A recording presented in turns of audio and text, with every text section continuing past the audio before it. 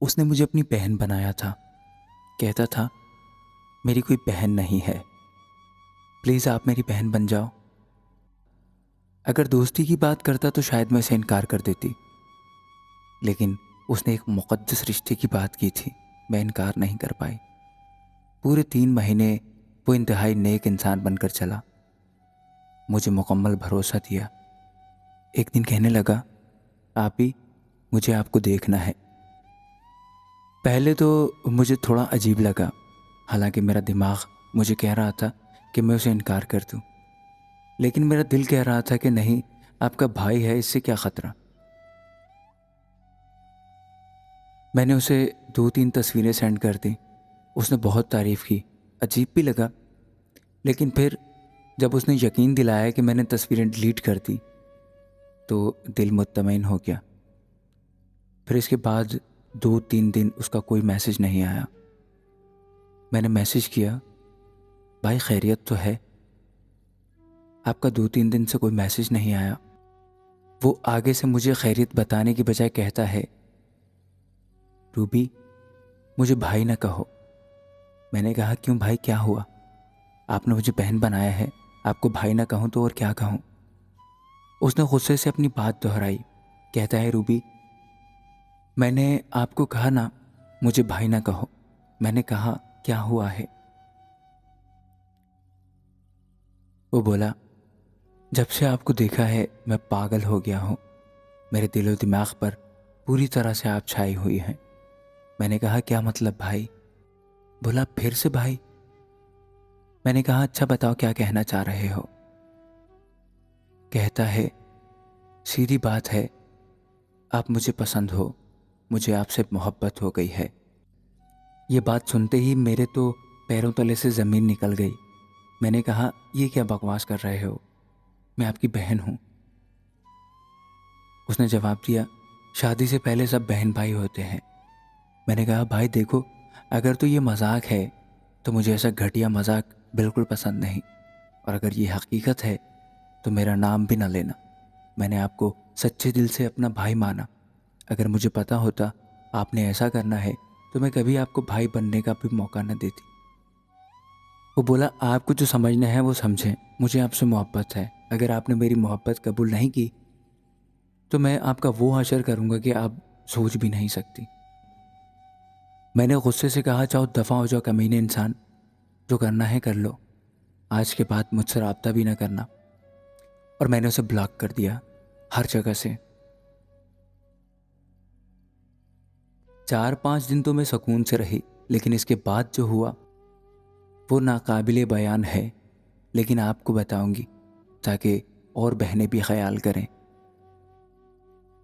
हुआ ये था कि जब उसने कहा था मैंने तस्वीरें डिलीट कर दी, तब उसने तस्वीरें डिलीट नहीं की थी, बल्कि अपने पास सेव करके रख ली थी और मुझे स्क्रीनशॉट में दिखाया कि मैंने डिलीट कर दी हैं।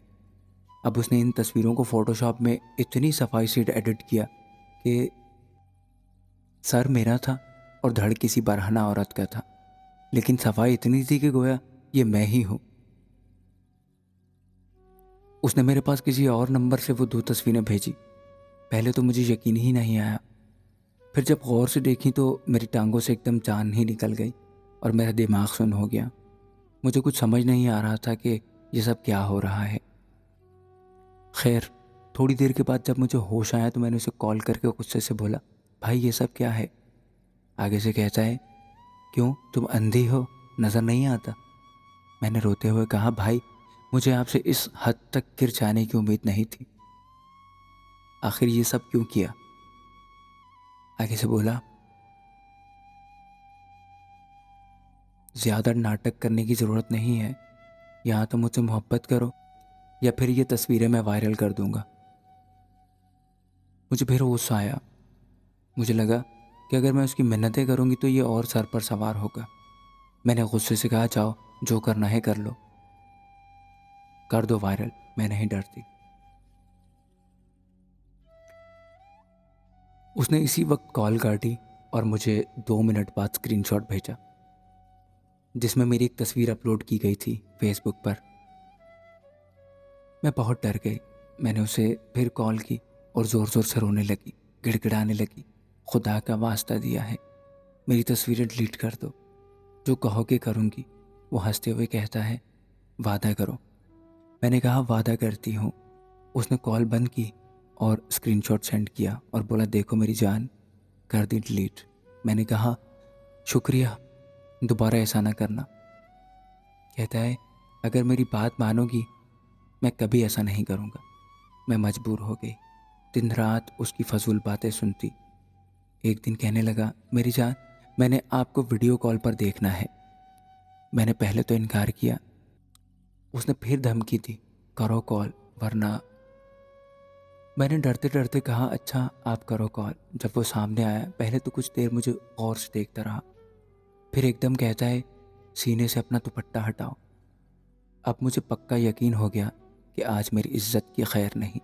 खैर, मैंने खुदा का नाम लिया और गुस्से में कॉल काट दी और खुदा से रो रो कर दुआ मांगने लगी, ए खुदा, मेरी इज्जत बचा ले, इस इज्जत के दुश्मन से मुझे निजात दिलवा दे।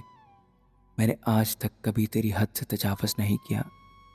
मौला, मेरी एक छोटी सी भूल की इतनी बड़ी सज़ा न दे। खुदा की करनी ऐसी हुई कि ये सब बातें बाहर खड़े मेरे भाई ने सुन ली।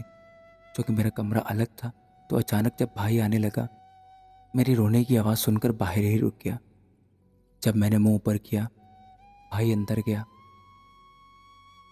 बोला, रूबी बेटा, क्या बात है? क्यों मेरी बहन रो रही है और कौन इज्जत का दुश्मन है? पहले तो मैं उनके गले लगकर खूब रोई, फिर उन्होंने जब चुप करवाया, क्या बेटा बताओ, क्या बात है? उन्होंने मेरा हाथ अपने हाथ में ले लिया। मुझे काफ़ी हौसला मिला। खैर, मैंने उन्हें सारी बात बताई। पहले तो उन्हें काफ़ी बुरा लगा। बोले, रूबी, आपको थोड़ा भी हमारी इज्जत का ख्याल नहीं आया। मैं फिर रोने लगी। भाई बोला, अच्छा अब रोना बंद करो, मैं कुछ करता हूँ। उन्होंने मुझसे मोबाइल ले लिया और बाहर चले गए। रात गए, वापस आए, तब तक सबको पता चल गया था। सबने मुझे तसल्ली दी कि अब जो होना था हो गया, भाई खुद ही संभाल लेंगे।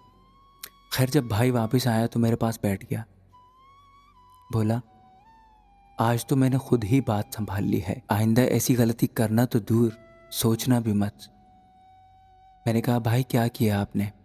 उसने कहा, जो भी किया है, आज के बाद वो कभी ऐसी हरकत किसी और के साथ भी करने की जुर्रत नहीं करेगा। खैर, मैं चुप हो गई।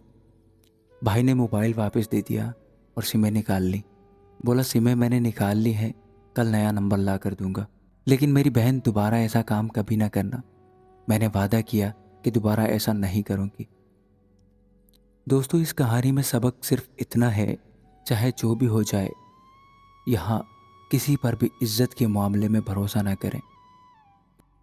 इस लड़की के भाई ने तो इसका साथ दिया तो ये बच गई, लेकिन आप में से बहुत सारी ऐसी भी लड़कियां हैं जिनका कोई साथ देने वाला भी नहीं होगा।